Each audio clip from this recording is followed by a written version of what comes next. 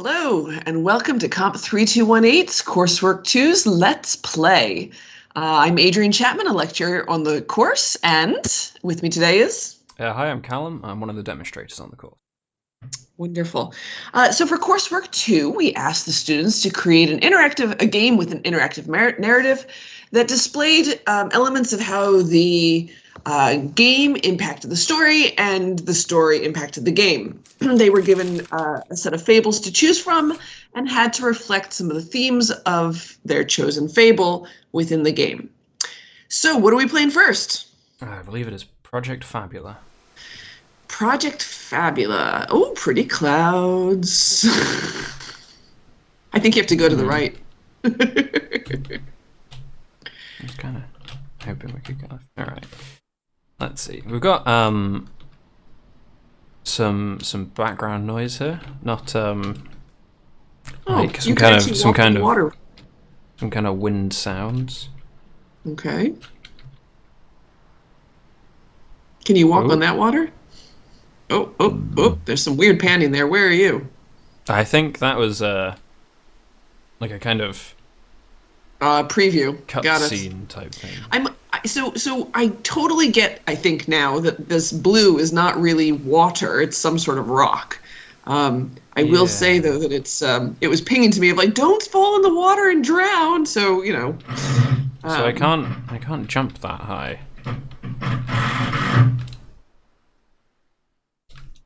So I don't really... Okay. Alright. I guess I was supposed to go back? Ooh. Oh, what's it say? Hi there, I'm a demon. It's nice of it to let me know that in advance. You know, better than trying to trick you completely with those 3 horns and, you know. So, listen, I heard you moping around out here for many days now. You want to climb to the summit, right? I can get you a tool that will make achieving your little dream a piece of cake in exchange for your soul. Not now, of course. I'll let you reach the top first. Do we have a deal? Do we have to take the deal, or can we just say no? I like my soul. Have fun being stuck and bored down here. Press the Q key to talk to me if you ever change your mind. Okay. That cloud just moved. In the wrong direction, I believe. What if we do if we just go back? Will they give us...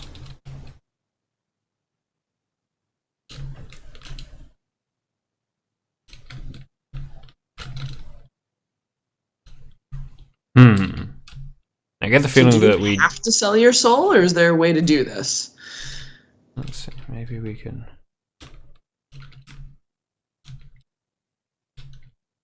Come here.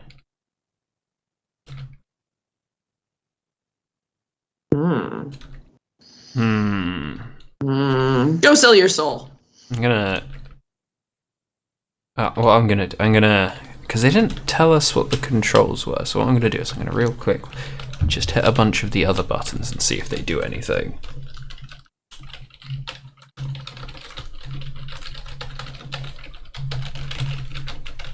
They do not appear to.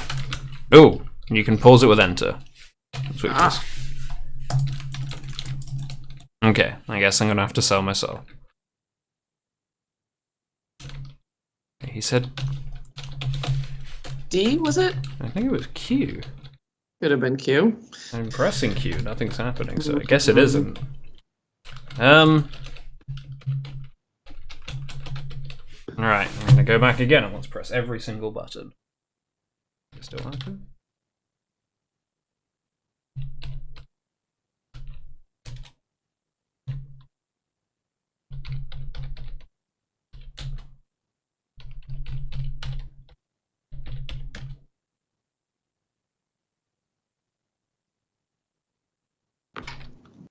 How's that button pushing going? Nope. Oh, something happened there. Yeah, it turns out it's not the Windows key. Oh, darn.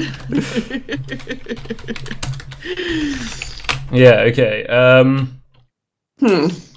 pressing Q does not work. So I guess I'm gonna try to restart it, which may be interesting because we had a bit of trouble getting this game to open. So okay, it's opened again. Excellent. So we've got got a big mountain, and we cannot climb the mountain. Yes. So we go home. It's not like a cutscene, right? It's a panning. It's really cute, and I like that you are forced to go through it and then can't do this. Although we did notice there's some tutorial problems here where like we're struggling to move. We couldn't remember what to press to re-talk to the demon. Perfect place to put some of those things. So let's. Oh yeah, space. There we go. Okay. I've given the demon my soul, and he's given me a hook. And now he's gonna follow me. All right. Oh, this looks like somebody else who had a hook kind of project. A hook which lets me. Oh. Okay, we've got music now. Grapple gun is hard to use. Yeah, let's have the tutorial, why not? Press the mouse button to grapple again, to let go. Okay, so I hear music, and it's gotten very Christmassy suddenly. It is very Christmassy. I will say some of the tutorial, I don't know if it's just me, but I'm struggling to read some of it. The text on text is just a little... Yeah, the choice of purple on dark blue is an interesting one.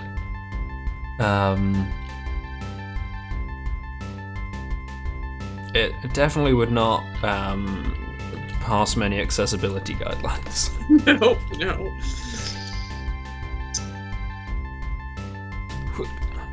Press this and something good will appear. Okay. Is that like a wizard or? It's oh no. Oh, you died. Yeah, no. Why did you give me the tutorial again? Oh, okay. So we had to just restart the whole level. I see. I thought it was like a respawn thing, but it's just reset everything. I think it was like some kind of crystal of some kind. It's hard to tell because it didn't really show. It just snapped over there.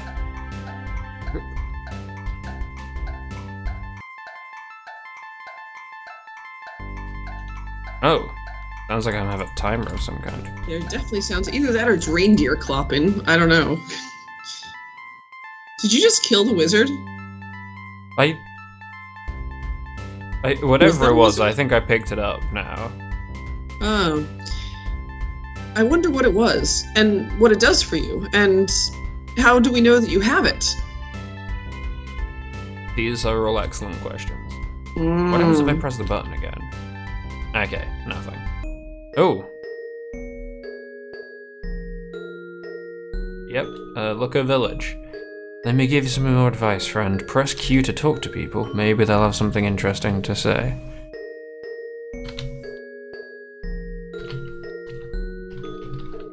Hello.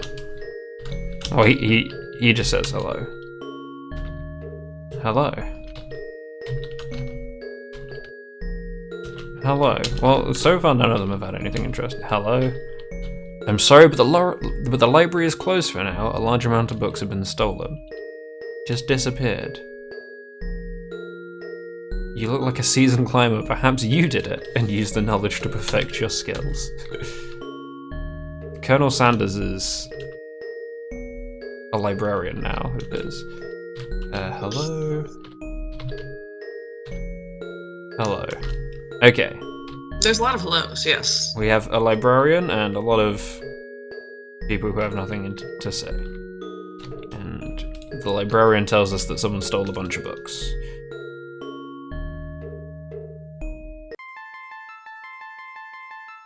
Can I go back to that village? Ooh, what?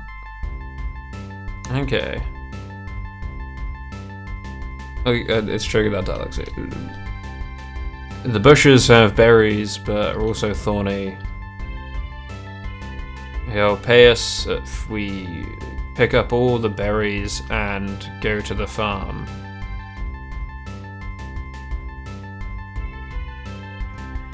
I don't really want to take the demon's help. Summon me by pressing 666 if you ever change your mind. Okay. It has not.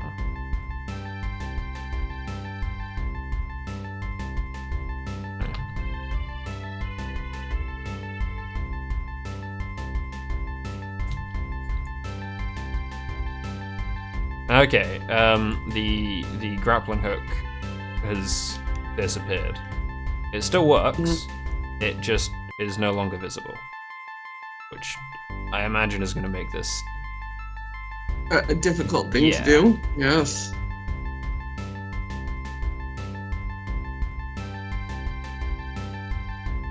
These actually? Oh, okay.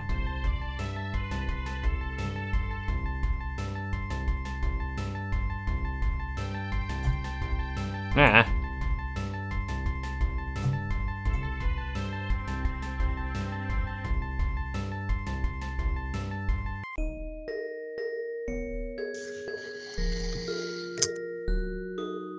While you keep progressing through this and fighting with the demon, I'm going to start walking us through the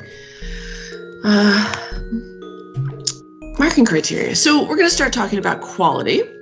And first about just general presentation things, audio, graphics, and information design. So I heard music. I'm not sure that I heard any effects. Are there any effects kind of going on in the...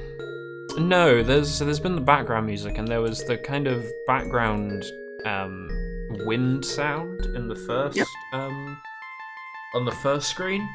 And then the music. Yeah. But so there was some ambient sound, but no sound effects or anything. Right. All right. And so basically we have some audio music or some music. I just want to briefly point out that the demon just told me that they thought this game was boring and that we should make it shorter by paying for a shortcut. Interesting choice. Yes. The demon totally knows how to tempt me. The demon was made for me. So graphic-wise, we've got at least consistent graphics, and I think possibly even consistent and effective graphics. The demon is slightly different to you, wanders around. You can tell what the spikes are. As we said before, I have a little trouble with the blue because I was like, oh, don't step in the water, but everything else is visible. What about key information design? So one of the things we noticed here is, so for example, I thought it was a wizard, but I think it's now a gem that you collected in your first go. Yeah. We don't, I only remember that we had that, but where do we know that we have that? An inventory, maybe? Is there, there's no health. There's no, which I don't think you need health. I don't know that you need a timer for this game. So those things it's okay that they're gone. Can the demon take, he offered to take your entire soul in the first That's probably why he's got such a vacant stare. I'm not entirely sure how much more the demon can take, but maybe, is there some limit of how much soul the demon could take? And if you run out of it, he stops helping you and you're trapped, or there's so many things I don't know. So at a minimum, though, the information about those gems is missing from this. It is. Also, I think there should probably be put under bugs, because this grappling hook did actually render initially. Yes. Well, let's get to bugs in a moment. Hang on. Let's get to bugs. I have just discovered that while walking, if you hold up or down, it changes the speed you move at. Despite the fact that those buttons aren't supposed to do anything, which is odd. Right. But this might explain why I've been having some difficulties. Well, let's move on then in the we can talk about meaningful play, which includes mechanics, controls, and bugs. So let's start with bugs. I think that there's actually quite a few bugs in this. The grappling hook, the running controls that either aren't explained or just they didn't realize.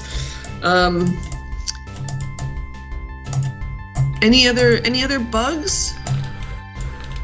Well, there was the thing where we couldn't talk to the demon after. Again, you're quite right. It didn't let us press Q. Talk to him. Yeah.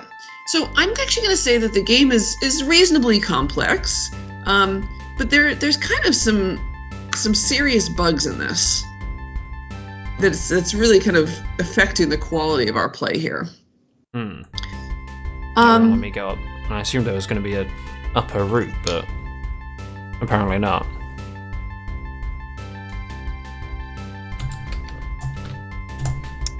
So let's see. Then let's talk about the controls. So we've already said there's a bit of problem with the controls.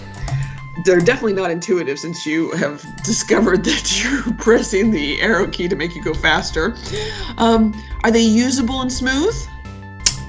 I would say they're usable. They are not really smooth. They're kind of... What's the word I'm looking for? They're kind of like clunky feeling. I don't know exactly what part of it's causing it, but it does not... It's not easy to do... Oh, there's a magic rock there. The gem, Do I go back for the magic rock? Yes, you go back for that. And I want to see when you get it. Hang on. Yeah, you haven't gotten it yet, right? No, I've got to go quite a long way. But yeah, the jumping is a little bit... as you often go with platforms, like a lot of the time it feels like it should have counted as successfully like making a jump when it doesn't. Yeah. No, don't.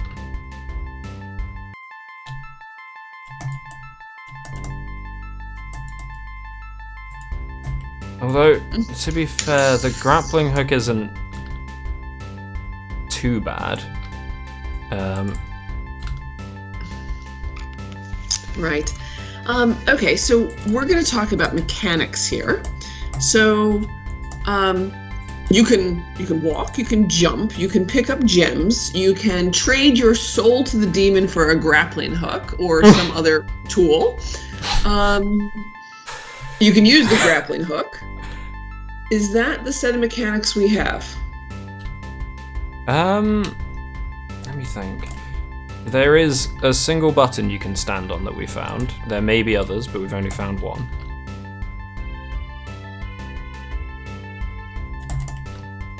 Oh, give me the... There we go.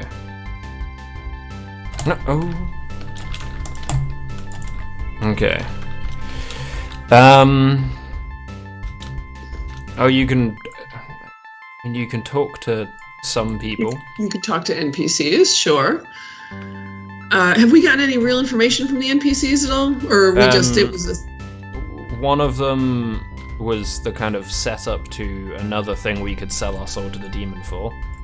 Oh, no, that's fine. It worked out. Oh, no, it isn't. Okay.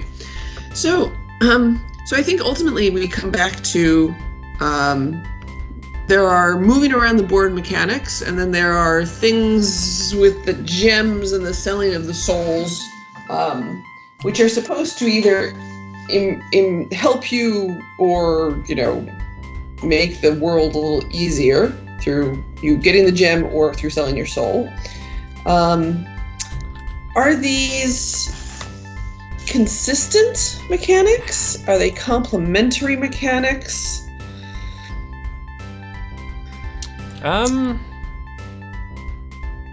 Well, there is... I guess this is more of a narrative-ish question than mechanical, but there's the question of if we've already sold the demon our soul, what else do we have to sell him?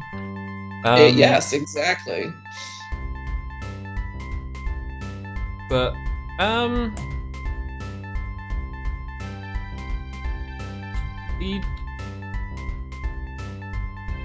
think the grappling hook, that fits very nicely into the whole platformer side of things, obviously. And I don't think any of the others detract from it. I don't think they necessarily add much, but Yeah. So I think we have so far somewhere between consistent and complementary. I'm not sure that they're complementary. I get that the gem and the demon are supposed to change some of the path that how hard it is to take through the board. But I'm not really getting that. So I think it's possibly this imbalanced mechanics. Nah. Okay, we're in a camp. So let's go talk about now the story engine. So how the game world impacts the story, and the story impacts the game world.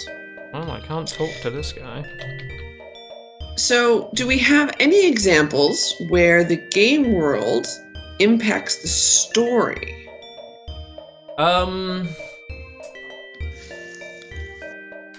So we think story-wise, so far we've had there's a mountain. You can choose to sell your soul to the demon. But that's a narrative thing. And then when you get to the village, a guy tells you that there are some missing books. Then when you get past that, someone asks... So yeah, there's the farmer who asks you to pick up some berries. And if you don't do that, he complains about the fact that the farm is dying or something.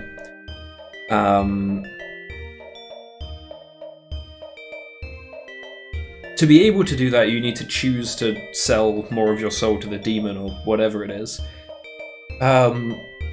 So whether or not that counts as a narrative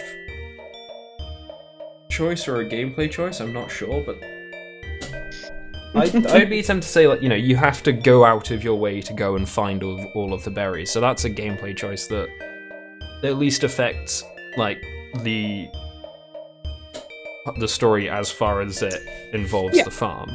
Yep. So there is.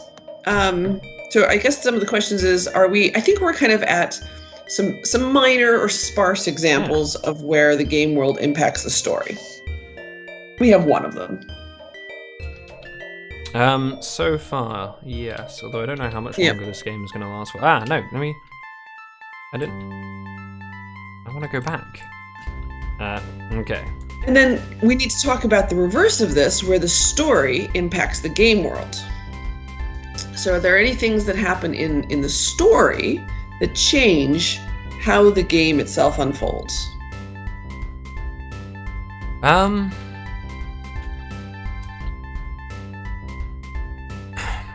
So far the only real narrative choice, as far as I can tell, is whether or not you sell your soul to the demon. And as far as we can tell, if you don't, the game just doesn't happen. Which isn't really a choice.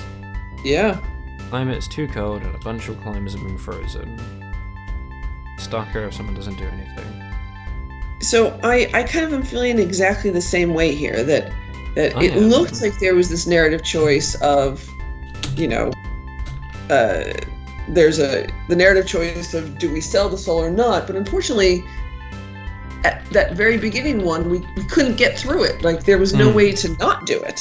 So here's another example of this, right, where there's all of these frozen climbers and the demon says, if you give me some unspecified thing, he will give us the ability to melt the ice and free the climbers. But this is done through a dialogue choice, so I don't know if that counts as gameplay affecting. I guess if you say yes, it gives you another mechanic you can use. So if let's say I've changed my mind, and it appears to have. Oh, I see. I paused it. Ooh, the music has gotten a bit more sinister.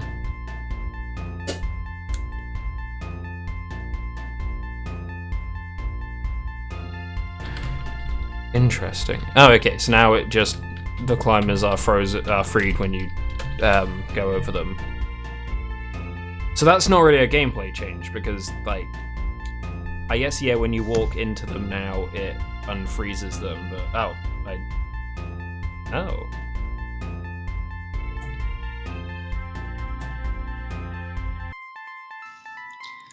Oh, and the music's gone back to totally fine. So I think at this point, we're kind of at the point where there's some support for story elements in the game, but the story has no real impact on the game world. Also, I'm not certain about how this is coming across for anyone else, but I have a feeling that this, like, snowfall effect is probably ruining the video compression.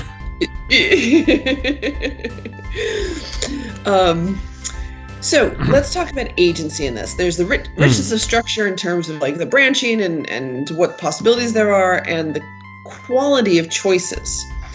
So unfortunately, in their game notes, they did not provide us with like a narrative overview for this particular game, and so it's really hard to see what some of the possibilities are. We can only see what you're playing at this point. I can't even see all of what I'm playing at the moment. Yes, the snow has obscured our vision. No, God. So I think there are effectively the branching points is every time the demon offers you a thing, right? So each level has a gem that you can take or a demon. Yeah. You can play this by getting the gem or taking the demon. But they all kind of come back, right? You finish the world, or at least we've never seen an ending. So we don't know if our cumulative choices, if we do this all via gems. I genuinely don't think you can get up there. Yeah, I don't think you can.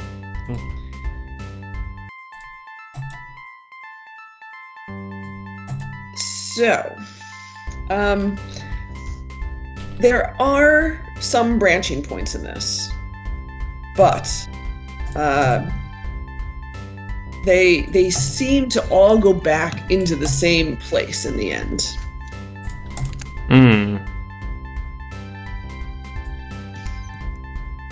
And again, like the branching points are... Oh, that is a tad concerning. What about then What is wrong with these guys? the quality of our choices? So basically the big choice that we're constantly faced with is go for the gem or take the aid of the demon. Well, and is that what it says in the game notes? It does. And in fact, I've done both.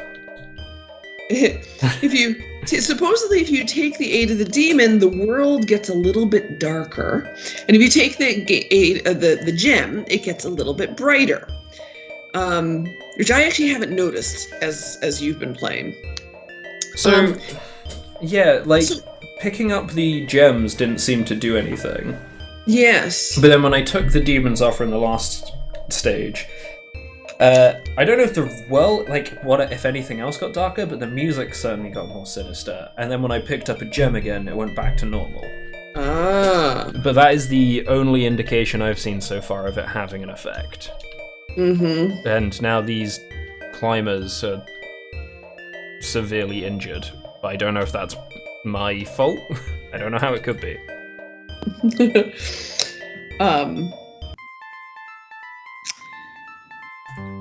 We've had quite the journey now, and we're almost at the top. How about we celebrate the final stretch? I could give you a shiny new outfit. No. What's up here, then? Okay. So basically we come back to agency, and while there are choices here, they're not interesting choices because we don't really see their effects and we don't really have an informed decision to make. Yeah. So I think that I think we're gonna have to go to somewhere that there are like few interesting choices, because it's the same choice over and over again, and it's not actually very interesting. To be fair, we do have some information about what the choice will matter, because we at least get from the side of the people we meet, like the people saying we need to gather this food, and the demon offers to let us help, or these people are frozen and need help. But so we know what the benefit would be, but we're not told anything about what the cost would be. Or rather, we're given what the narrative benefit would be. Sure. So we're not all the way down in player agency as problematic. We have some inkling. But we definitely don't have interesting choices. So let's talk about poetics and techniques in this case. So for poetics, we're... Sorry. It's genuinely really annoying. So poetics, we're looking at narrative and gameplay, and so this is one of the hard ones because we're looking for kind of looking for two things in here. Narrative and gameplay don't interfere with one another, and the mechanics have, support the theme, right? And so in this case, I think we have a much easier job around mechanics and themes. I think it's harder in the narrative and gameplay because there really is so little narrative here. So what do we think the theme of this story is? Actually, what fable do we think this is? I would... God damn it.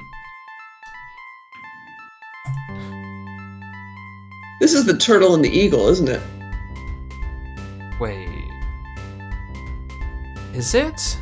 I don't know, is it? I was thinking it was going to be look before you leap. Well, maybe, because you have to go look for the gem before you just take the demon's offering. Yeah, although, okay, to be fair, one of the gems does require you literally jumping off a cliff with no idea what's at the bottom. What's below. So maybe...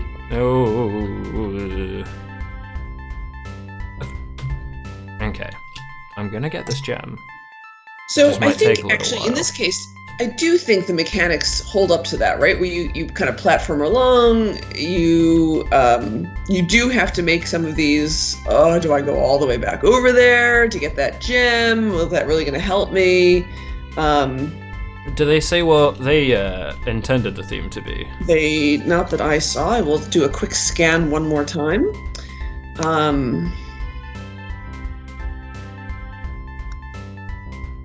No, they don't actually say which one they were doing. So I think that the mechanics are okay with the theme, but the problem here, I think, is the narrative and gameplay. So they don't interfere with one another, but part of that's just because there's not really a narrative to this gameplay. Yeah, as far as I can tell, they don't seem to interact at all. Yes. So I think we're kind of at they just don't interact. Yeah. Man, what? This would be so much easier if I could actually see where the goddamn grappling hook was. Moving on towards pacing and techniques, I think the pacing's kind of unclear or flat in this one. We just kind of are constantly going through a 2D platformer with a gem and a demon. So, I guess, narratively speaking, there is at least, I don't know whether this would actually count as, narratively, oh no. There is at least, as you ascend the mountain, there is very clear visual indicators of that. The weather also gets worse, the people that you meet along the way are in, worse condition because they've climbed further up. So there is at least some kind of, environmental type narrative I hit the side of that pacing, and if my progress rate is anything to go by, it is getting more difficult, although I'm not certain that's actually because it's supposed to be this difficult. A couple of these might be bugs, but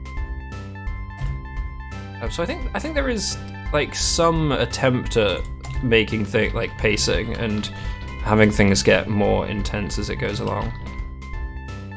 You do think so? I would almost counter that of we sold our entire soul to the demon in the very first sort of cutscene. Oh, that's true. It wasn't a cutscene. It was So I'm kind of feeling like there's this why not just go with the demon the whole way? We've already sold the most precious thing we have. So how about this? We'll go with some ascending pacing. We'll go between pacing is flat and some ascending. How's that? Yeah, I think that's fair. Okay, Yeah. This angry brick is telling me to halt. Okay. It's one of the statues we saw at the ruins. Foul demon, you were sealed away many years ago for feeding on the dreams of men and corrupting the world. Well, this has suddenly gotten quite a lot more dramatic. Now I have been awakened. I have the power to banish you for good. What? No. Demon's gone. You were wrong to offer your soul to this beast, but gems you have gathered were placed to test the courage and strength of men. You have found enough, and so the Guardians have been woken again. You've worked hard, so you may now achieve your dream. Go forth to the summit. Thanks, Mr. Rockman. And I have no idea longer how you got there. Why is this cloud following me? It's not just me, right? It looks like this cloud is trying to follow me. It doesn't look like it's going with you. Why is the top of this mountain suddenly all like grassy and pleasant? Oh. That was the end. Okay, so this is a perfect time for us to have a quick talk about...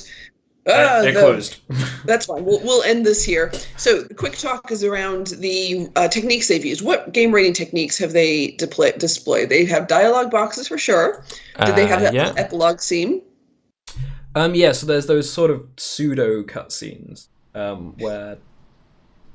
Actually, I think I would just say they are cutscenes. Like, not much happens in them. It is basically just moving the camera, but you have no control. It is essentially a short cinematic sequence. Yeah. I kind of like, I mean, even though I've complained that you had to sell your entire soul, I kind of liked in that semi-tutorial section where you kind of progressed, you couldn't get very far, so you learned how to sell something to the demon. You should have started with the little finger, right? You sell your little finger at the crossroads. Everybody knows that's the first thing you do. You don't go for your whole soul. So, yeah, let's talk about the feedback they were given, and then we'll have move on to another game. So the feedback they were given was the demon would grant the player abilities that made levels easier to progress, such as a higher jump. The feedback they received was incentive behind the mechanic means this is an example of a gameplay affecting the narrative or a gameplay affecting gameplay, but there is no narrative affecting the gameplay. And then a skilled player would not need the extra abilities. An unskilled player would always want them. So the player agency is more of a calculation than a choice. So their response to that, which I think is actually feedback I would still give on this game, is the abilities that the demon grants were changed to resemble optional extra features that don't affect the difficulty of the gameplay, allowing the player to decide what choices to make based on how they want the narrative to progress, rather than based on their own skills. The dialogue from the demon before granting the abilities makes it more clear that these abilities are part of the narrative, so the narrative affects the gameplay. So I appreciate what they've attempted to do here, and I think some of the part where it kind of falls down a little bit is there's just not enough narrative around that. So we are so focused on getting ourselves through these levels, and in fact, it very much feels like we can't get through the levels without accepting the demon or the gem in some way. Yeah, there's just not enough other input around that narrative to help us inform those choices. I think in this case, we've hit the feedback where, yep, they've absolutely addressed the feedback, and the feedback was somewhat successful, but could have gone way, way further. All right, and on to our next game, which looks like it's Life of Mel. What are the options? That's a good question. Let's have a quick look. So we have sound options, which is interesting because at least so far there is no audio. There might be in the game though, so we'll see. We can toggle between full screen and... there are other resolution options if you go far enough down. So let's try... It doesn't seem to have had an effect, but I guess we'll see. Ooh. Okay, let's play it then. No, I think actually... Maybe we're going to go toggle those options again. Yeah, keep it low. Ooh, they've got a little customized splash screen. Let's bring it back down to the actual... No. Ooh. Oh. This is interesting. Go with that, and that should be a good balance. There we go. Hello, welcome to the Life of Malcolm, the game where every choice matters. You're going to spend 1 week looking after your 12-year-old nephew Malcolm. Fun, right? There's just one problem. Kids at that age are very impressionable. You never know how everyday things you let them do will affect their lives in the future. Scary. Your job will be to make the best decisions for Malcolm. Fear not. These stats will help you make sensible choices. Keep an eye on them. God, I wish my kids came attached with one of these, you know?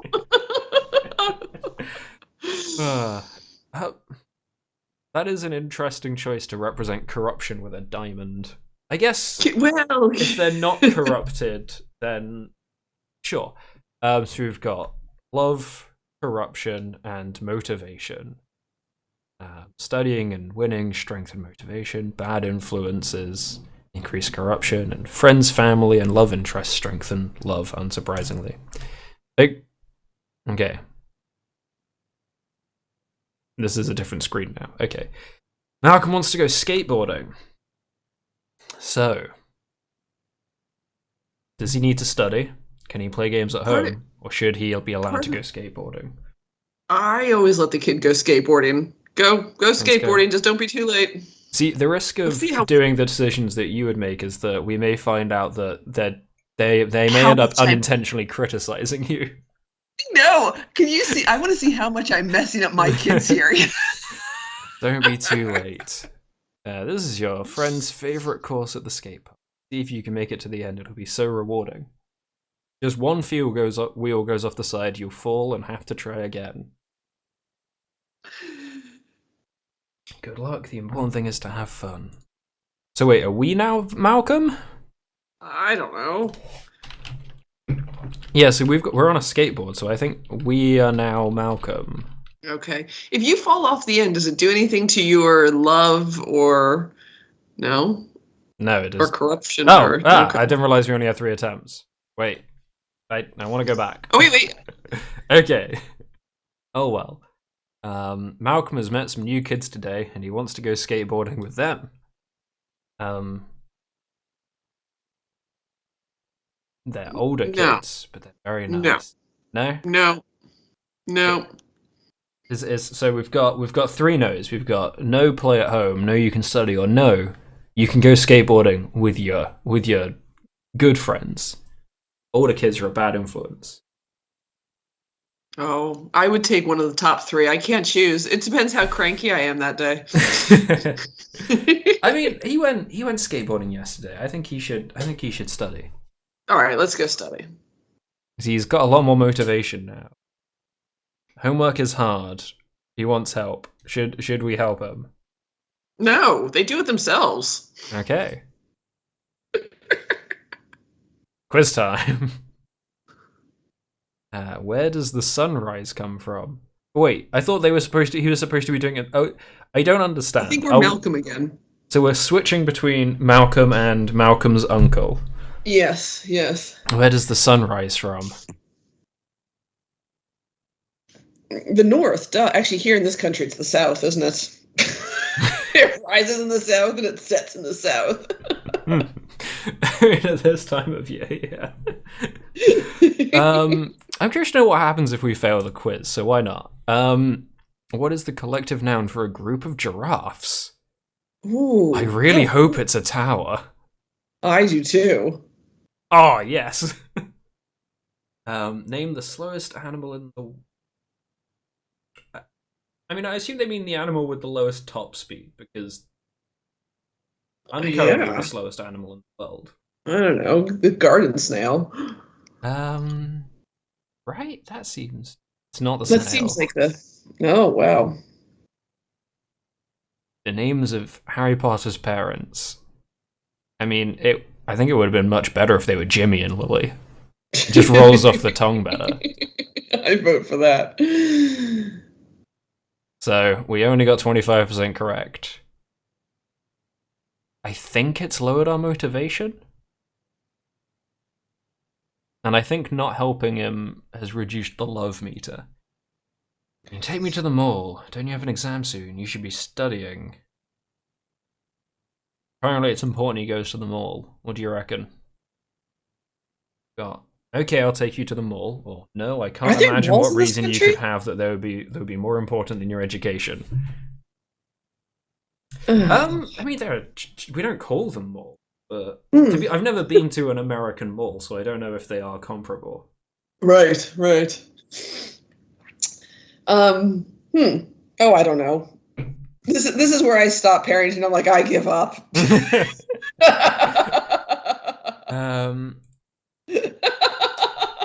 I mean, he did just fail that quiz, didn't he? That's true. Let's see what happens if we let him go to the mall. He gets a little bit more. Oh, okay. There's a girl he likes, and he wanted to buy her flowers. Why not just say that up front? Why tell me after I've agreed? Yeah, stupid kids. This is a compelling reason. Oh, okay. So now we have a flower buying minigame. So she mentioned that her favorite color is blue, and we need to select 3 flowers to make a bouquet.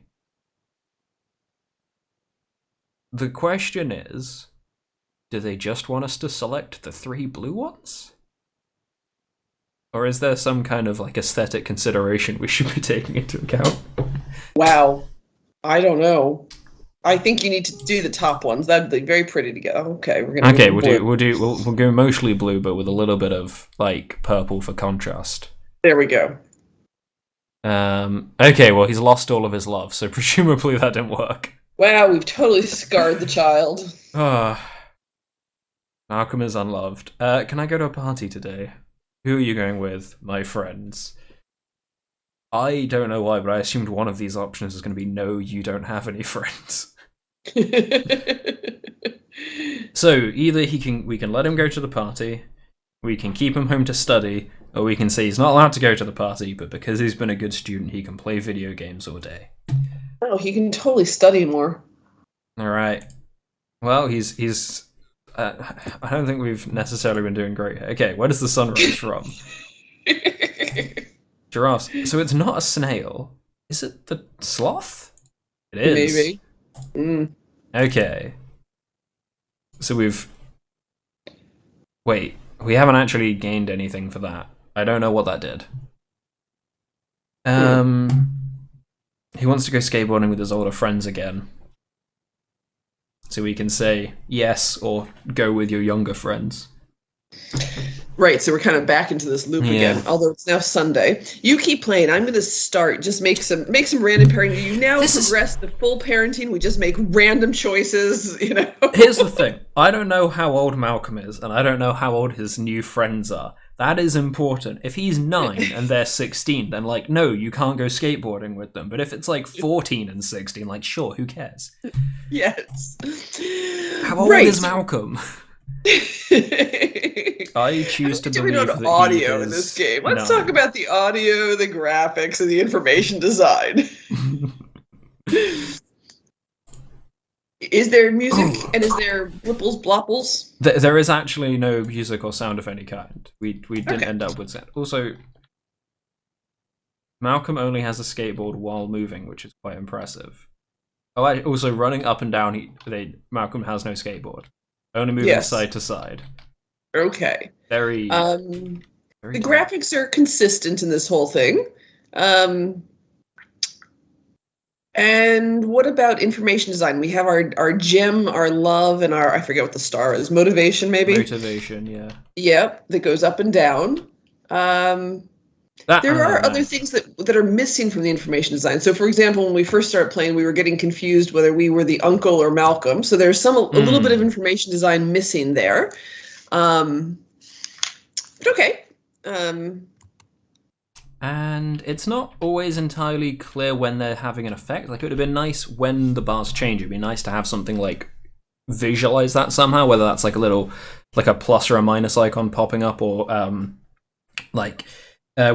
I can't remember the name for the effect, but you've got like a bar, and then as it changes, the difference kind of turns into a different color and then disappears. So you can see it saying, hey, Yeah. you've lost this much, and now it goes.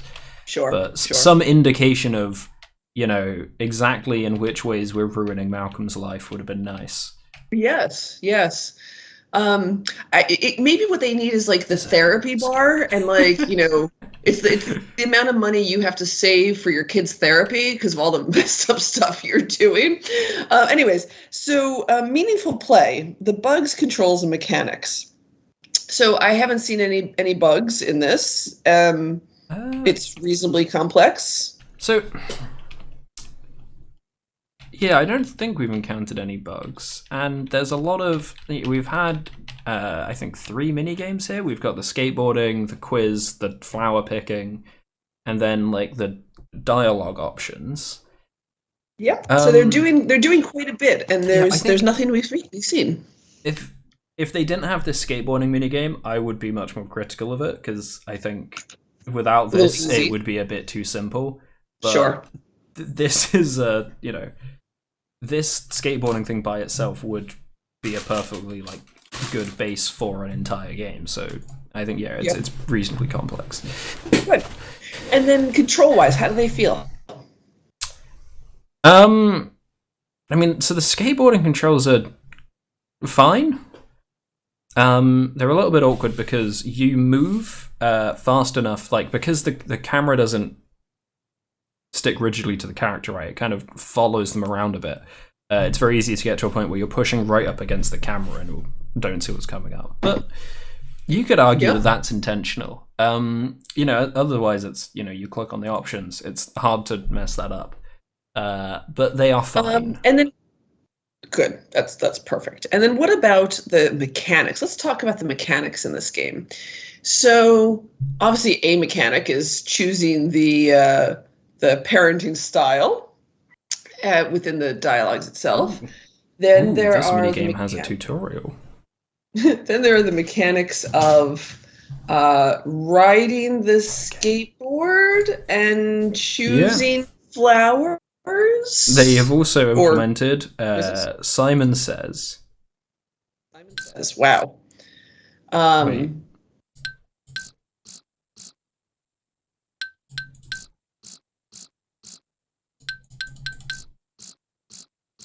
Right. So, but what are these so there are some mechanics. Are they consistent? Are they Are they consistent mechanics? I mean, no, because we alternate from this kind of essentially, I would say visual novel, but there are no visuals. So this hypertext novel type kind of main structure with mini games attached to it. Yeah. But I don't know that within each within the overarching thing, the mechanics of that are consistent. Within each mini game, they're consistent. It's just is the format of having a kind of basic main structure that is then interrupted by many different mini games. Is that does that make it inherently inconsistent in a bad way? Because there are lots of games that do that. Like Mario Party, for instance, is entirely based on the idea of you have this slightly boring overarching game with a bunch of mini games. Yes, it's interesting. I mean, if anything, so for this particular game, I've also argued that the Mario one is not a narrative game, right? So for this, what would be really interesting is in the narrative when we're making these choices that change love and the diamond, I forget what that was, corruption. And motivation, if those in some way affected your controls in the mini games, right? So for example, if you had lots of motivation, then you could do really tight turns, right? You had a lot of agility on that skateboard. Whereas if you were feeling lots of corruption, I don't know, we could do this moralistically and be like you fall down all the time. So I could see then where those mechanics of how you choose in the narrative would then be consistent with things in the mini game, but they're not. So we have a set of inconsistent mechanics, I think. We got to the end of the narrative. What? Was it? Apparently I ruined his ability to interact with the opposite gender. Oh. He was a very good boy back then, and so to this day continues to be one. He couldn't make a family, but is living an above-average life in a very nice house. We've made him a spinster. But hey, who says that you need romantic love to be satisfied and happy? Exactly. Right? It's fine. Exactly. So, you keep playing, and we'll keep on going through the game. So we've now gotten to the point of we're looking at the fulfilling the brief. So the story engine in this case. Okay, the return to menu button doesn't work. So I'm just going to close and reopen this. Sure. Well, while that's rebooting, let's talk about how the game world impacts the story. So in this case, I actually think that one of the problems with this game, and we've already kind of started talking about it, is those narrative elements about the choices that he's making seem to have no impact on the games that you get to play. And the games that you get to play don't seem to impact on those narrative choices. So I wasn't sure about how that was working there. So I'm really curious to know what's going on here. Like, we never see this screen again. But so both times that I let him stay home because he was sick, we got the same minigame. That was the Simon Says one. And like the skateboarding minigame, like obviously only comes up if you let him go skateboarding. So I think you do have choice over which games you play. Because like if I say you can play games at home, we get Simon Says instead of the skateboarding game. Which... Ow. I lost. Wait. I will not accept this.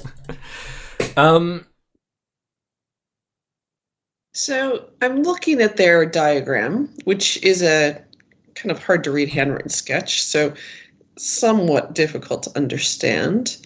And yeah, so Wednesday you have a choice of skate, play, or study. And no matter what you do, on Thursday, you're asked of What? the same 4 questions. This isn't what I meant which to then play. leads you to you could skate or hard skate. I don't know what that means. I can't read something. Or do your homework. And then no matter what, then you get the same set of questions, and depending on how you answer, you either buy the plants or you steal flowers. And then on Saturday, the same set of questions, and it looks like you get something, you could steal something. I can't read that. So I think what they've done here is that the dialogue structure is dependent purely on the day, and then depending on what you answer, you play a mini game or you don't. You just steal something, or take a quiz.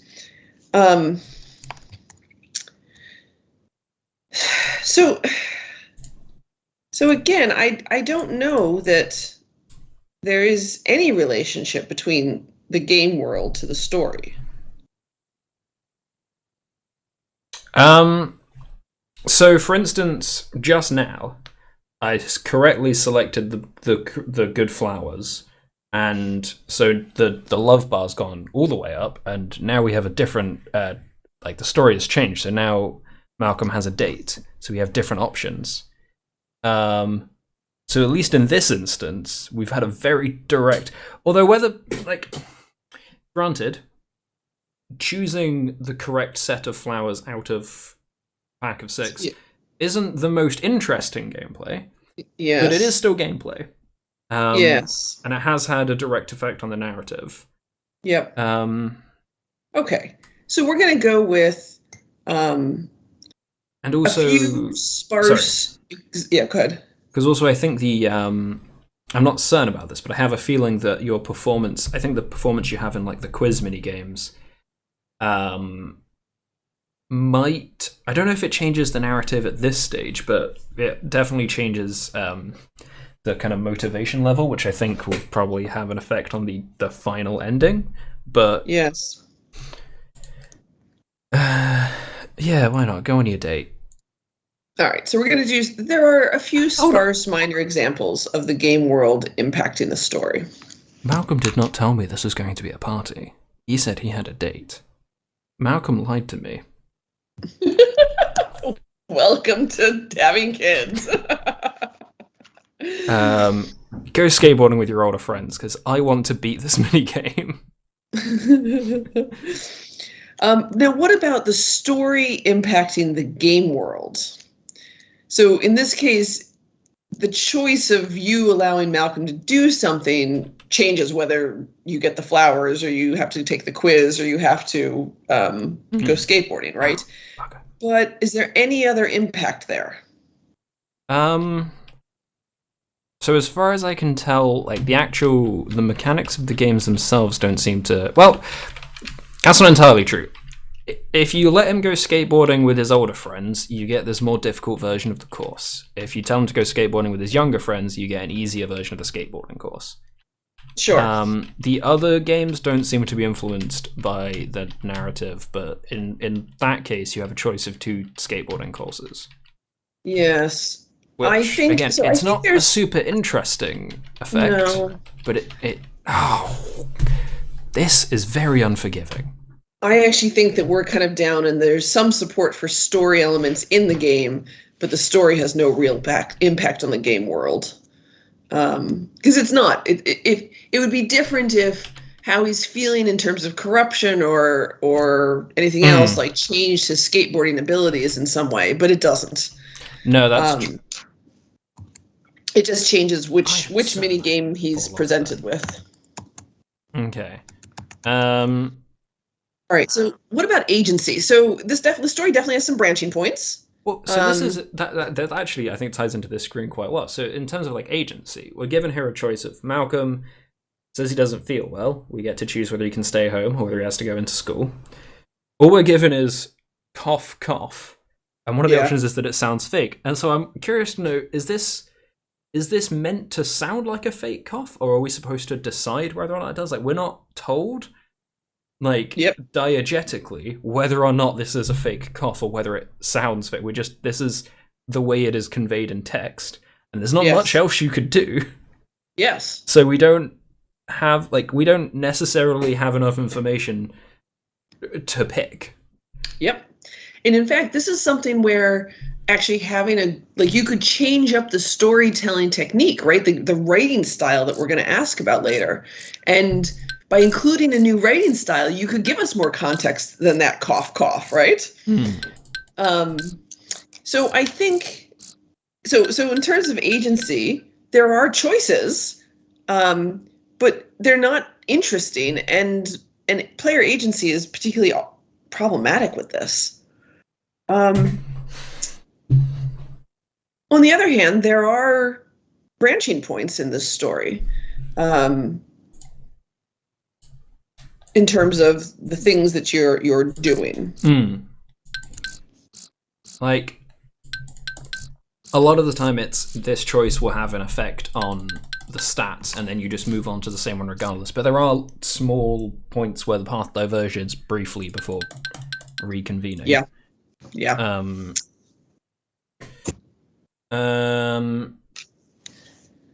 That's alright. We'll redo the exam later.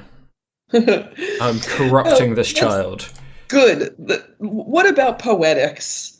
So what we're looking for here is kind of 2 things: that narrative and gameplay do not interfere with one another, and that the mechanics support the themes. Sorry, I just finished reading the epilogue. So I feel like it really jumps up to 11 in this final sentence. So like, he's very loved, doesn't work very hard, he manipulates his uncle easily, he's got a very serious girlfriend, which is why he's part of a criminal organization, has multiple wives and children all across the country. Wow. That's intense. Yeah, it just went there, didn't it?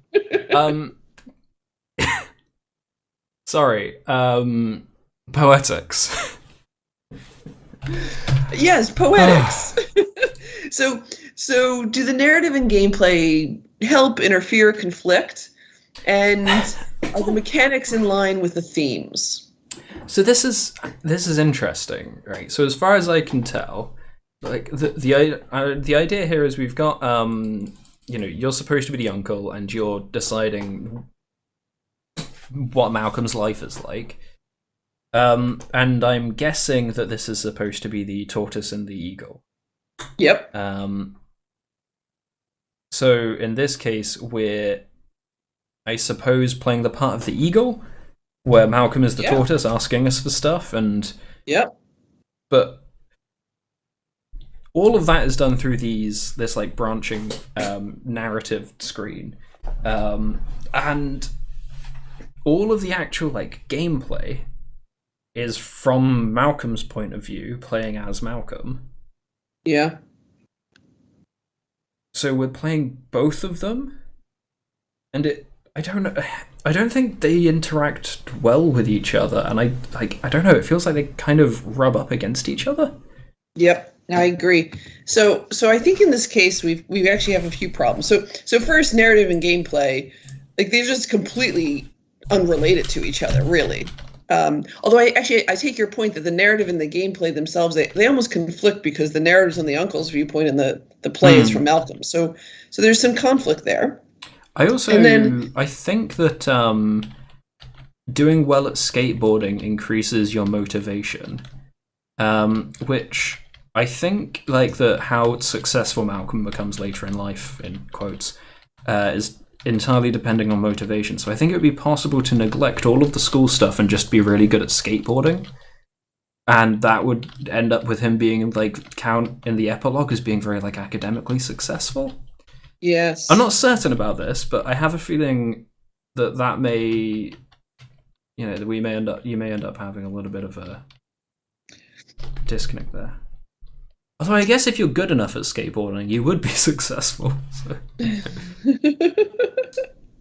Okay, it doesn't actually seem to have increased his motivation, so maybe I'm wrong. So let's. So I think in this case, for poetics, I think that the narrative and gameplay have conflicts, and I think the mechanics also aren't entirely supportive of the theme. In fact, they have very little to do with the theme themselves. So I think we're somewhere between those two places. Moving on to pacing. How are we feeling on pacing? Feels kind of flat to me. Yeah, but you get you get the older kids introduced in the second day, and they have a harder version of the skateboarding game. So that's, if you choose to let him go with the older kids, it increases the difficulty of this slightly. And then partway through, there's a couple of points where, for instance, like Malcolm wants to go buy a girl flowers and then gets a date, which narratively, I guess, slightly increases it, but it is mostly very flat. Yep.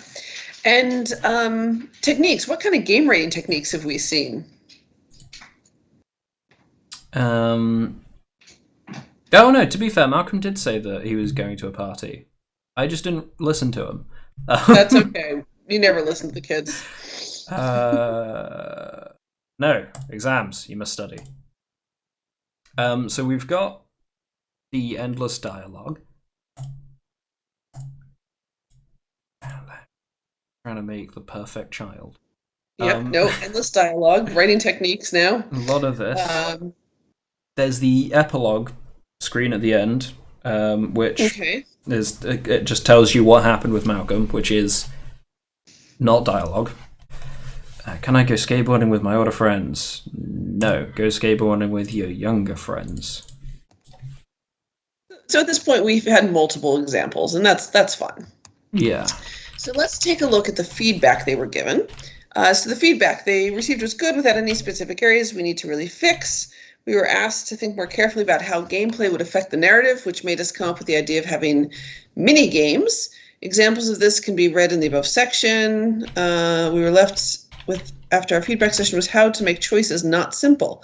We interpreted this as a way to not make the right choice absolutely obvious and have the player think and make meaningful decisions. We came up with a pretty interesting idea to repeat some choices but modify slightly the outcomes. So, for example, when he asks help with the homework repeatedly. So I think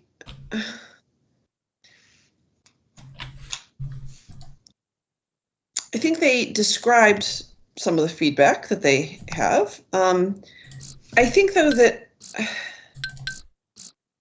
the feedback was addressed, but changes had limited success in this case. They definitely haven't managed to fix the issue with the interaction between gameplay and narrative. Yeah, and it's not really meaningful decisions either in this case. It's very much, we've made some choice because we picked a button. All right, let's move on to the next game. Hold up. There we go. I think we got what would count as the good ending. Okay, so a bit of a change of personnel for this last video. So my name's Dave Millard, I'm one of the lecturers on the course, and I'm here with... I'm Tom Blount, I'm another one of the lecturers on the course. And the final video we're going to have a look at in this video is Gate of the Great Old Ones. So, immediately ominous title, and a very nice sort of title screen as well. Very thematic already, let's jump right into it. Yeah, I like it.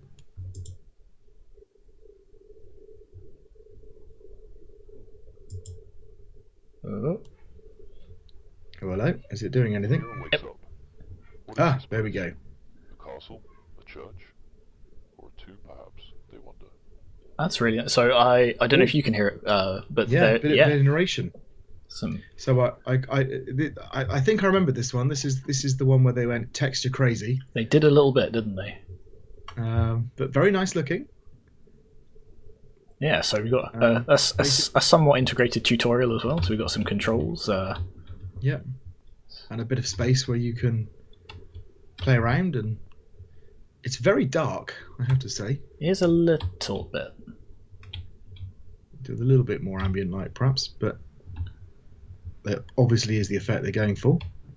Now, is this something they're trying to lead us towards, or is this just a slightly broken texture? No, it's... no, it is. So they're using light and stuff to guide us around the space, which is really nice. Here lies the first king and his warriors. Okay, good for him. All right. Okay, so anything can't go that way. Aha, I can go this way. The hero looks down at the drop and realizes there is no turning back, but knows there is no other way out. I love the distortion on the narration. Yeah, it's genuinely, it's a really nice touch. It gives it a bit of character. Yeah. Very good. Cool. I'll stop examining skulls and okay, so we've got some more light. I'm sort of drawn to where the lights are because that's sort of the thing that's guiding me around. Yes. There we go. I was expecting there to be something there. Surely our hero will not join them. Yeah, so that's good. So using as you said, using light sources to not sort of confine your agency, but to kind of just manage you a little bit and encourage you to go in particular places. The hero cautiously proceeds forth. Do you know this is giving me something over here to interact with.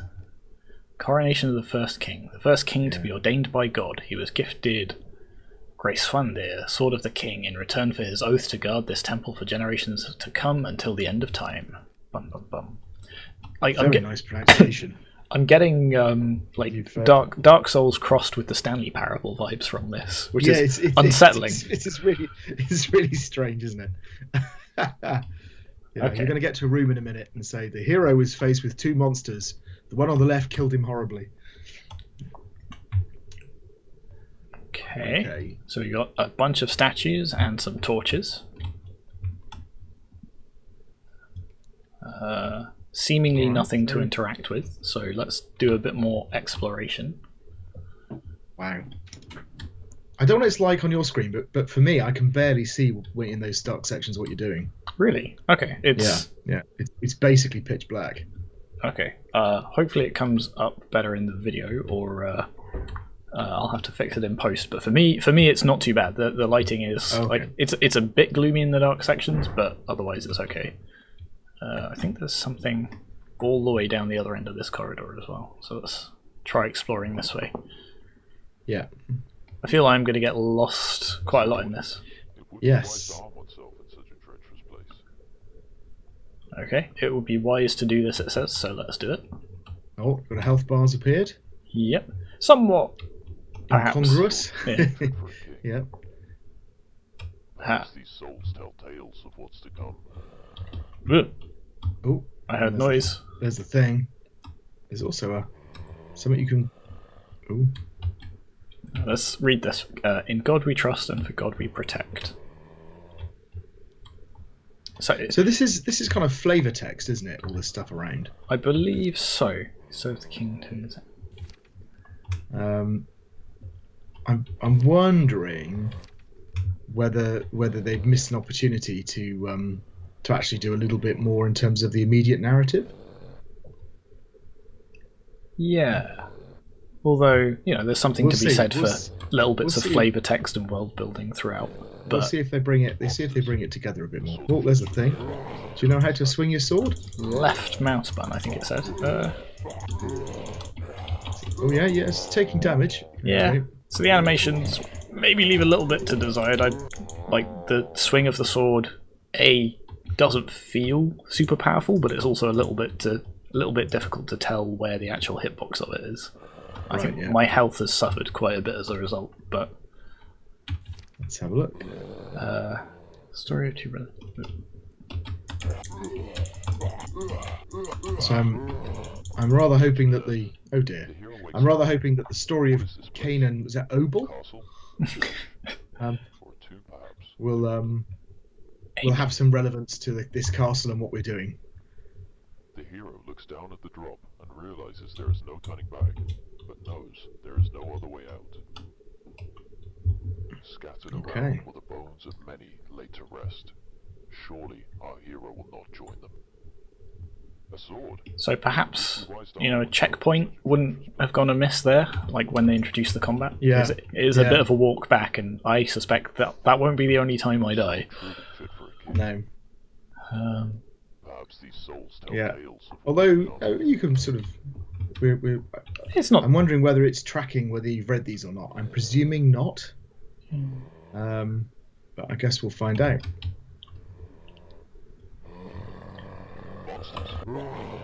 Okay. Just gonna spam click. Okay. That seemed to work out better this time.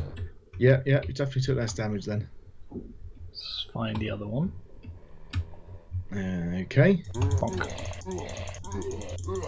Can I actually? I think I can actually just stun lock it if I just repeatedly smash the mouse button. It's quite a nice. It's a nicely put together level, and the combat seems reasonable. Yeah, so I think,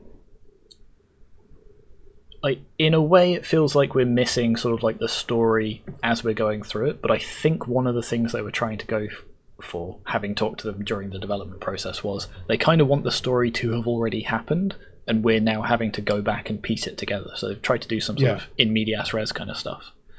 Okay.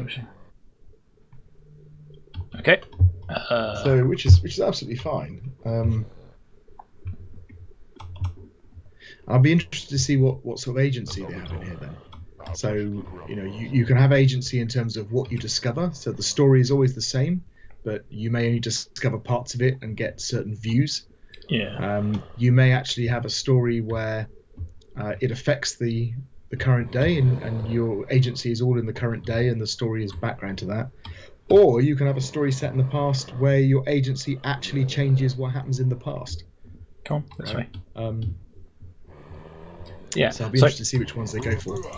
So a nice bit of agency, or again, another way of managing agency previously, where we walked up to that drop and he said, like this is another step of no turning back. I should look around for a bit first. Like not forcing us to do that, but just sort of hinting that it's probably a good reason not to jump head first. Looking before we leap, so to speak. Yes. Okay, so we've got some yellow over here. More skeletons. Bones. They're all humans, at least they were, and I killed them. Okay. It's slightly odd to write a note and drop it on the corpse, but... You know not of the history of this place. Return the sword to the king and leave. Fantastic. But, I love the effort. Yeah, the voice like, acting. Really nice that they got like different voices and different effects to give different mood. Okay, so Angel says give the sword back to the king. Narrator says let's escape. I feel a branch approaching. Yeah. Yes. Oh dear hero, this world shall finally know my wrath. Not as great an epilogue as I was perhaps hoping for, but okay, yeah. The hero wakes up. So you... What is this place? A castle? A church? Or a tomb, perhaps? They wonder. Okay. So what was I missed that because I was it was so short. So what was the outcome there? You went off to destroy the world or something? So we saw the door. The narrator told us that it was our only chance of escape. We opened the door, and the narrator said, "Aha!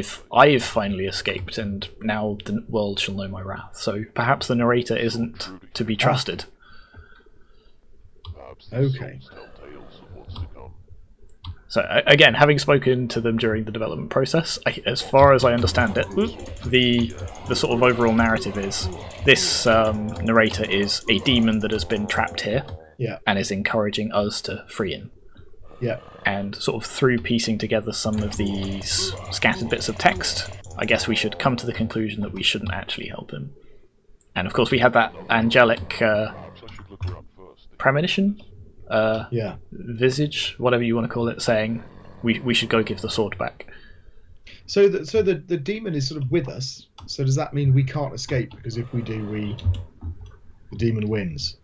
That is a great question. And sort of one of the, I guess, potential pitfalls of this kind of scattering the narrative in sort of hints to obscure bits of world building and things like that is that I'm not sure.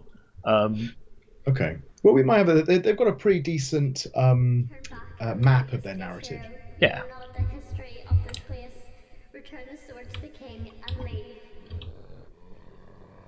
Okay. So let's return the sword to the king. If you can remember where he was. I have no idea where they are. So there's the drop down there. There's also the room with all of the statues and all of the torches. Was it down? So we haven't been down here yet, so I'm going to explore this way. Okay. I guess shall we start talking about the overall presentation and stuff? So okay. So the presentation. So that's basically the information design, the graphics, the audio. Well, I mean, graphics and audio are pretty nice, really. There's that slight difference between the way that the health bars are presented and the style of the rest of the game. Yeah. But everything else, including your weapon and the feedback from the weapon, that all works. Again, the emphasis of things on the ground could be a bit more subtle. They're just blocking them yellow. That is true, but in a game like this, I would rather it was too unsubtle than too subtle. Yeah, and I think in a final game you'd put some sort of particle effect or something on there, wouldn't you? But I think it works fine. So are we finding out a bit more about the sword, do you think? I think we're learning... Or the narrator. Yeah, the narrator. So I suspect the narrator's going to... Seals came last. Kane's blow would fester and weaken. Okay. So do you think we've got Kane on our shoulder? Is that what's going on? Or, Obol, or... Something. Something. So I mean, and the audio as well. Yeah, so there's no real ambient noise in terms of like music or anything like that. But the noise of the monsters, the narration, all really excellent. So that is a pity though, because one of the things that we're looking for in the criteria is music and sound effects. So if they've only got one, was there none on the title screen, for example? I couldn't hear any. Yeah. Ah, okay, so we're back here now. When we do a restart, we'll check. But so graphics, I mean, I think good would be consistent and effective graphics. Excellent would be consistent, effective, and appealing.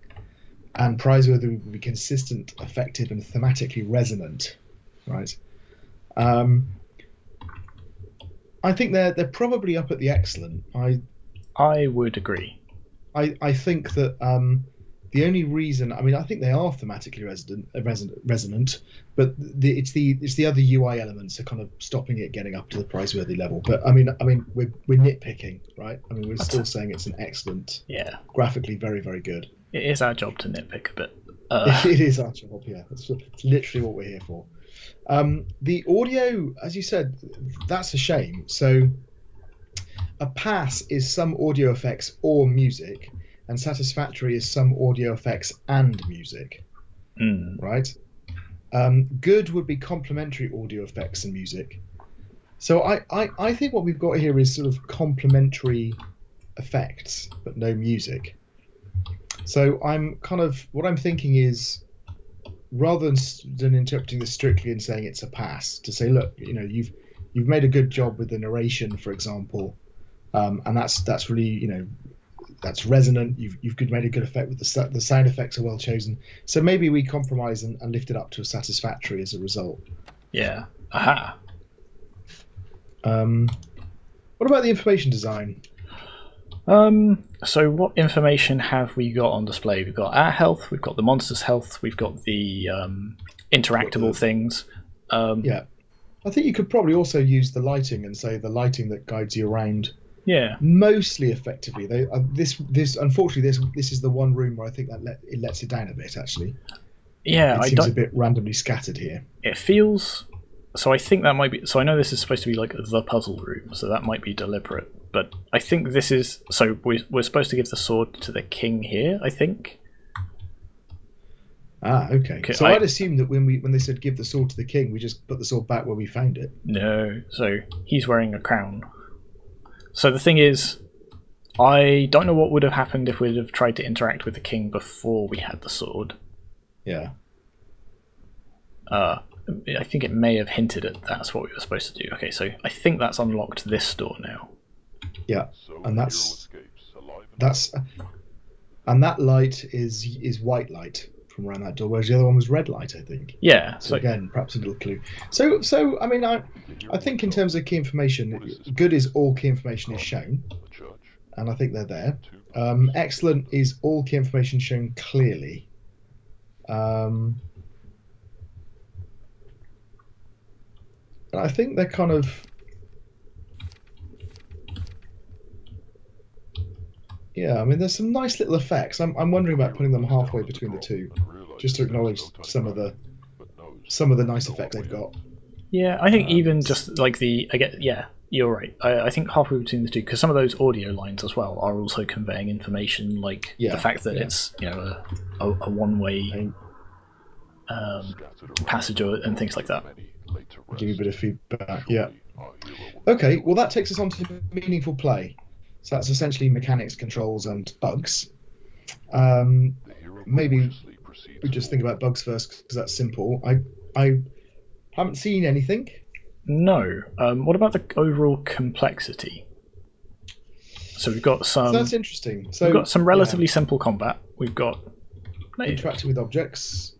Yeah, there we go. So if I interact with this statue without holding sword, so trying to hint at it, but the fact that I have to be sort of exactly here to interact with this statue means there's no chance that I'm going to by accident. Yeah. I'll be honest, part of the reason that I knew I had to go and give that statue the sword is because, again, having spoken to them previously about the puzzles. I was literally just about to ask you, did you figure that out, or did they say to you? Because I don't think I would ever have figured that out in a million years.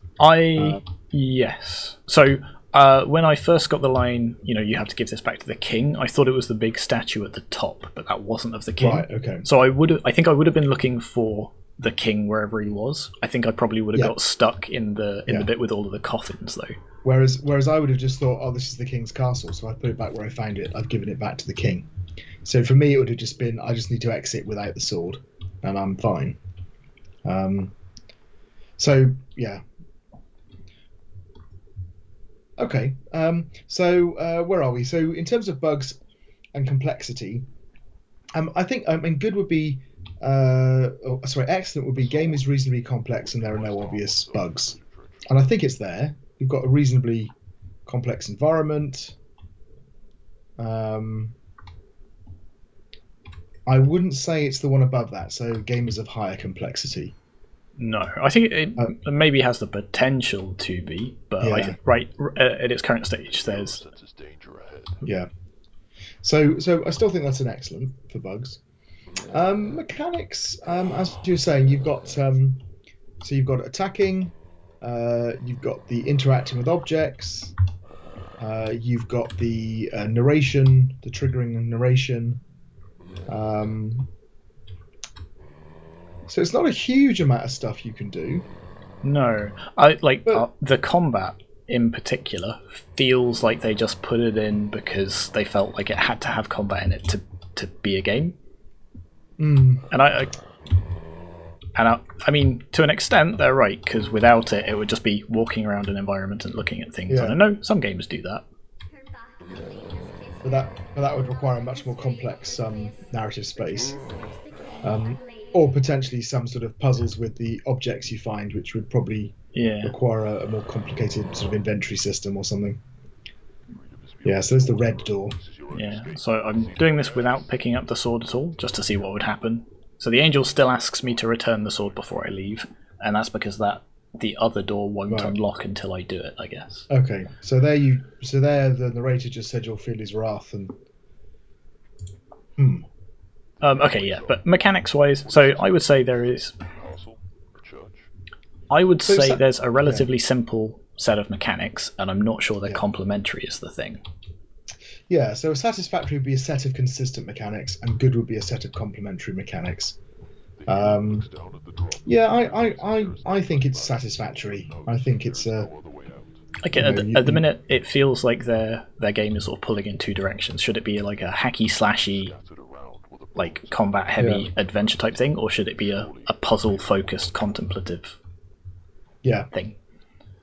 Yeah, you're right. It's on the cusp of being either. So it's a bit thin, and you could develop it in either direction. Controls. Controls are fine, smooth, usable. Like I sort of said, the attacky animation doesn't necessarily feel as weighty as it should be, and it doesn't give a sense of where exactly I'm doing damage. So I think excellent would be intuitive. So it feels like it's because of that it's not there, but probably at the good level then. Yeah, I think so. Which is smooth and usable controls. Okay, so let's talk about the narrative, and in particular what we asked them to do, which was to create a story engine where the game world affects the story and the story affects the game world. So there's definitely examples where the game world affects the story, right? We either get the good ending or the bad ending, yeah. Yeah, because and in fact, I'm looking at their narrative thing. They've actually got 4 separate endings. Really? Another drop. Perhaps I should look around first and hear wonders. What are they? Yeah, so there's the ending where you return the sword to the king and go out the door. Okay, yep, seen that one. There's the one where you find the angel, and if you have learnt the history of the place in the library, you can pledge loyalty to the angel and become one of the guards of the temple. Okay, let's go try get that one. Not sure how we've done that. If you ignore the angel, then you find the door. If you open the door after reading the book in the library, the narrator comes in peacefully. Not quite sure what that's about. And if you don't, then the narrator reveals himself as the evil deity and destroys the world. Which I guess you could classify as the bad ending. Okay, so I think the time we found the book, we went out the good door, so to speak. So let's try it the other way around. Yes, so I think if you do that, then you might get some other options. So so it's pretty clear that your actions in the game affect the story, right? So what you've looked at matters. Whether you've got the sword, whether you've put the sword back, all of these things. So there's a good couple of examples there, right, of where things interact. Does the story react? Does the game world react to the story? That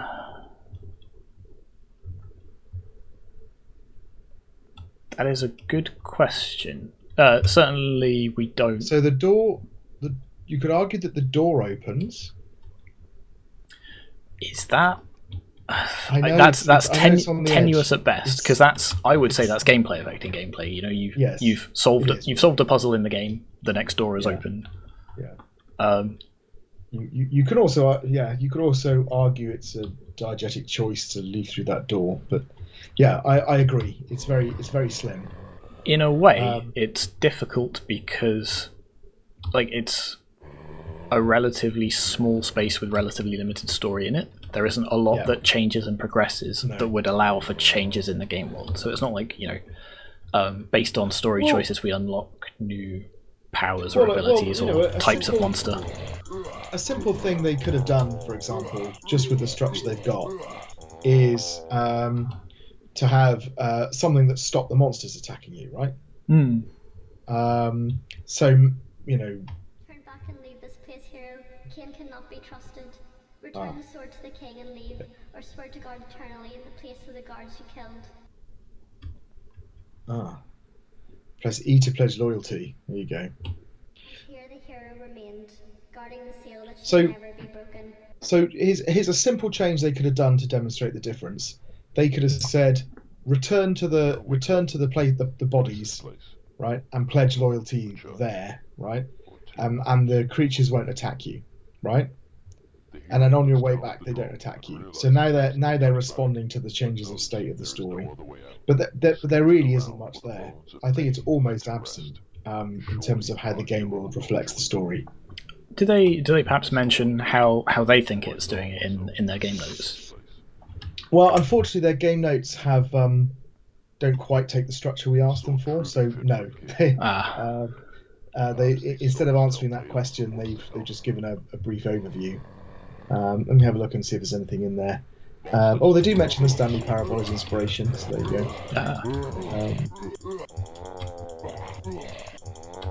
go. No, they don't say. So I think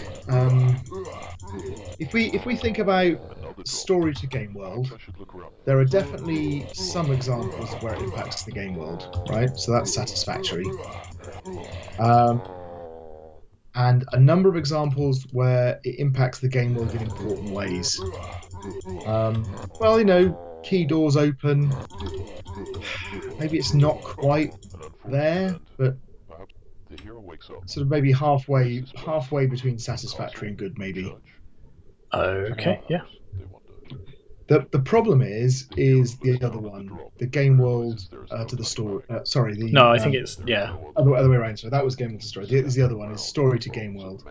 So story to game world, there just really isn't very much, right? The only thing I can think of is that bit at the end where the door opens. And as you said, that's very close to being just mechanical interactions with the game space. So a pass would be sparse or minor examples of where the game world impacts the story. Poor would be support for story elements in the game, but the game world has no real impact. I'm doing it again. Some support for story elements in the game, but the story has no real impact on the game world. And I'm thinking we might be there, really. Yeah. There are kind of story elements in that the gameplay is thematic and everything, but it's It looks like it's got the scope for it, but it's not necessarily fully realised, kind of thing. Yeah. So that's a shame. So that takes us on to agency. So this is the kind of the narrative structure and the pacing. So as I said, we've got 4 different endings. Yes. So two of them are unlocked by reading this book. Yes. This cannot be. So let's go to the third one. I didn't realize. Yeah. I swear.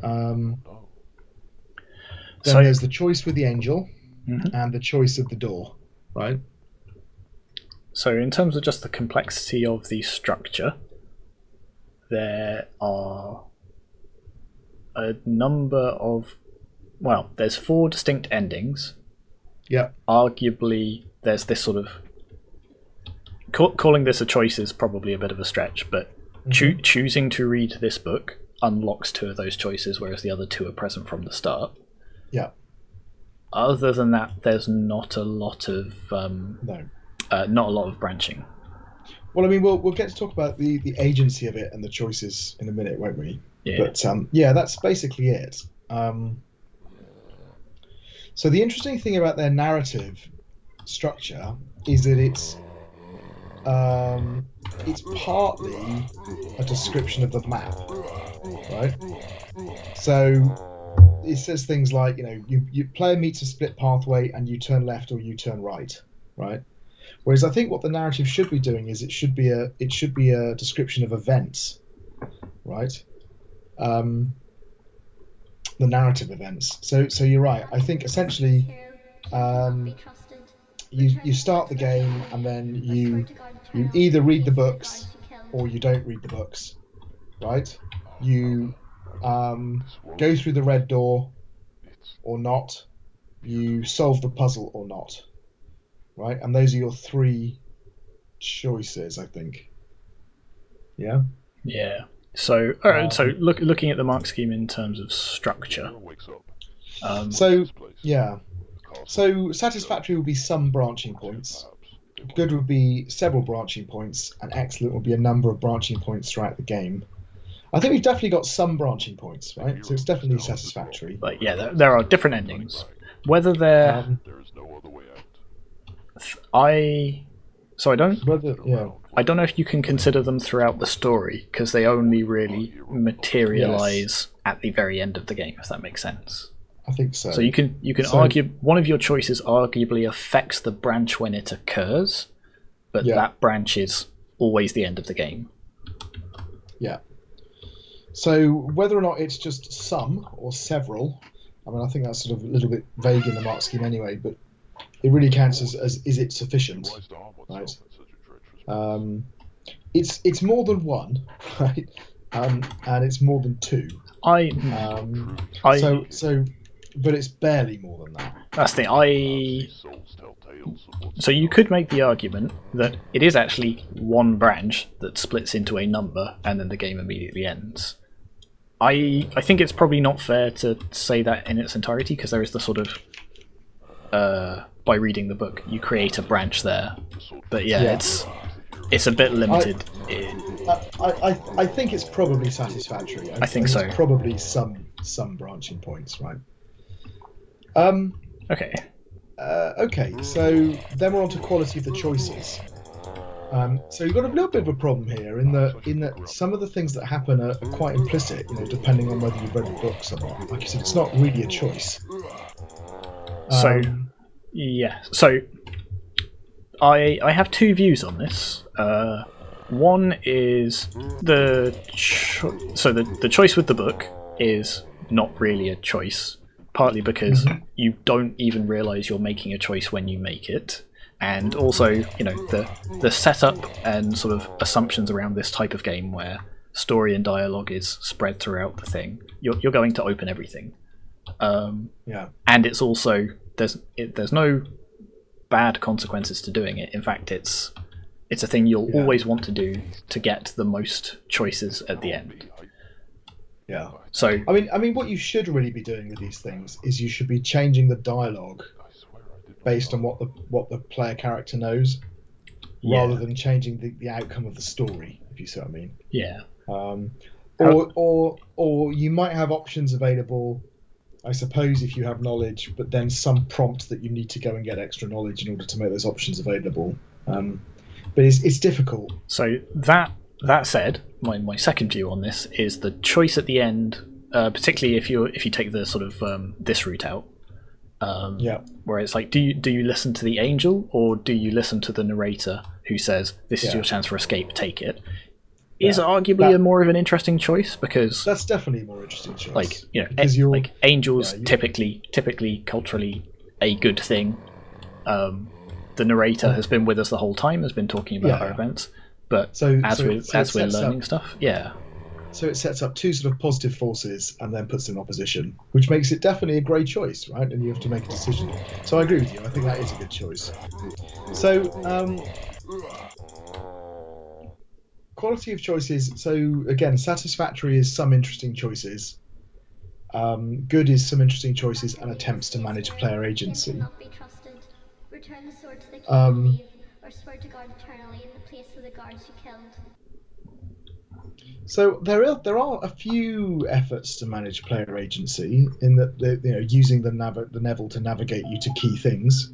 Yeah, it's the choices that are somewhat problematic, because there's very limited choices at all. Yeah. And the problem is the mark scheme. It goes few interesting choices, some interesting choices, and interesting choices and attempts to manage player agency. And I think here we've got few interesting choices with a little bit of attempt to manage player agency. But the one choice that is interesting is genuinely interesting. So again, it feels like that would be a pass. Would be few interesting choices, but maybe perhaps just because a step it's above an interesting that. Choice. Yeah, just a little bit above, and again to reflect the fact that they're having a go at managing where we're traveling. So that takes us to the poetics, and the gameplay and the story, and whether or not they're in conflict or not. So what you're doing is you're wandering around, killing things and finding stuff. So yeah, the mechanics. And there's a little bit of puzzling, right? Because you've got that sort of little puzzle with the sword. Yeah. So the mechanics. So that's kind of. Sorry, go ahead. Yeah. No. That's what I was going to say. If you think about what you're actually doing in the game,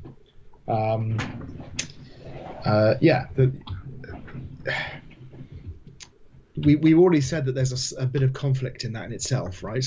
And it feels like it doesn't quite know what it wants to be, could go in either direction. And so the hero escapes alive and well. Yeah. Which sorry, I keep talking at the same time. Which is the which story do you think this is? I would have to assume that it is the Goat and the Fox, because it is all about not trusting somebody who's asking you to help them. Yeah. I think overall, like, it definitely sort of has that theme with the, like letting Cain out or whatever. I don't think it necessarily does enough to fully set that up, though. So I think it's worth remembering for the poetics that this isn't about whether or not the story effectively has a point, right? It's whether the gameplay fits it. Whether the gameplay fits it. So the story here, I think, is fine. But the mechanics, I just think are. I mean, they don't get in the way particularly. I guess they're like the mechanism by which you help or don't help, but they don't actually support the story at all. I don't think they're not. So if they don't interfere with the premise and the poetics, that is a satisfactory, I think. Yeah, and I think that's where we are, right? It's just they sit next to it. They're fine. They're a means to an end. But yeah, what you're actually doing doesn't actually reflect it directly. What about the pacing and the techniques? So techniques are quite nice. You've got the narration, you've got the books, and you've got the sort of kind of interaction with the angel character as well. That's a separate thing. Yeah, arguably some sort of environmental storytelling, sort of like the condition of the... Well. The dead bodies around, that kind of stuff. So actually, I think they've made a pretty good go of that. So good would be use of more than one game writing technique. Excellent would be appropriate and consistent use of more than one game writing technique. And if that was sophisticated, it would be prizeworthy. I don't think it quite gets to sophisticated. No, neither do I, but I think it is definitely a solid excellent.